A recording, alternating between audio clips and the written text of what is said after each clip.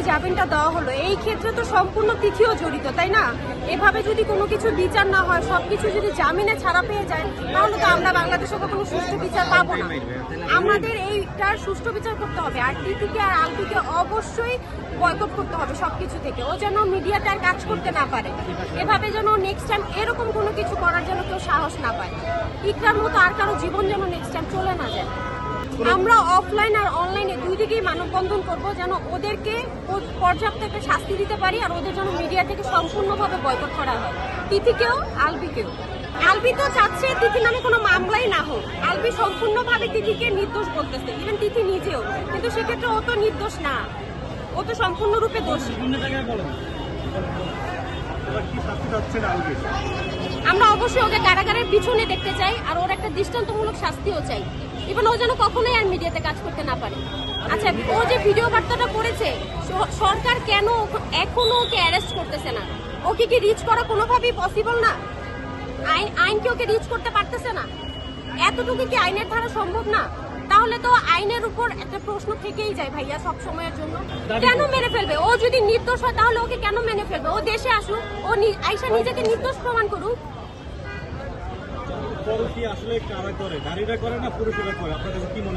ভাইয়া দুইজনেই করে, দুইজনেই সমান পরিমাণে দোষী। এটা নারী হোক আর পুরুষ হোক, দুইজনেই সমান পরিমাণ এটাতে দোষী।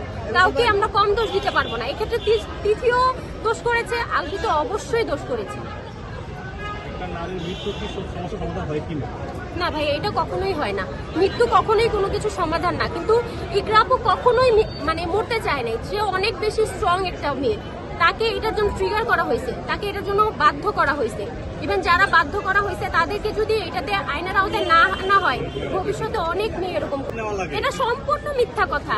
হাজার হাজার প্রমাণ আছে, হাজার হাজার স্ক্রিনশট আছে, সবকিছুতে দেখা যাচ্ছে যে আলভি আর তিথি দোষী। ইভেন আলভির তো ভয়েস রেকর্ডও ভাইরাল হয়েছে, সেখানে তো পুরো বুঝাই যাচ্ছে যে আলভি ওর বউকে প্রচুর ঠকাইছে, প্রচুর মিথ্যা কথা বলছে। সেক্ষেত্রে ও কিভাবে বলতে পারে যে ও পরকীয়া করে নাই? বাঙালি তো এতটাও বোকা না ভাইয়া। এই জন্যই তো বললাম ভাইয়া, এক্ষেত্রে পুরুষও দোষী, নারীও দোষী। যে পুরুষ নিজেই ভুলে গেছে তার ঘরে একটা বউ আছে, তার নিজের একটা সন্তান আছে, সে যদি সেটাই ভুলে যেতে পারে, তাহলে মানে অন্য মেয়েকে আমি কি দোষ দিব? অবশ্যই মেয়েটা দোষী। এর জন্যই আমরা দুজনের শাস্তি কামনা করতেছি। আলবির কাছ থেকে কিন্তু সে অনেক আগে ডিভোর্স চেয়েছিল, কিন্তু তখন সে দেয়নি। এটার কারণ কি মনে করছে? কে ডিভোর্স চেয়েছিল? ইকরাপু? হ্যাঁ, ইকরাপু কখনোই ডিভোর্স চায়নি। ইকরাপু তার সন্তানের জন্য তার সংসার টিকিয়ে রাখতে চাইছে। আলবি এখন মিথ্যা কথা, বানোয়াট কথাবার্তা বলতেছে, যেগুলো লাইভে এসে বসে সেগুলোর ওর কোনো ভিত্তি নাই। ওর বউকে শেষ দেখাটা অব্দি দেখতে আসে নাই, ওর কোনো কথা বলার জায়গাই নেই এখানে।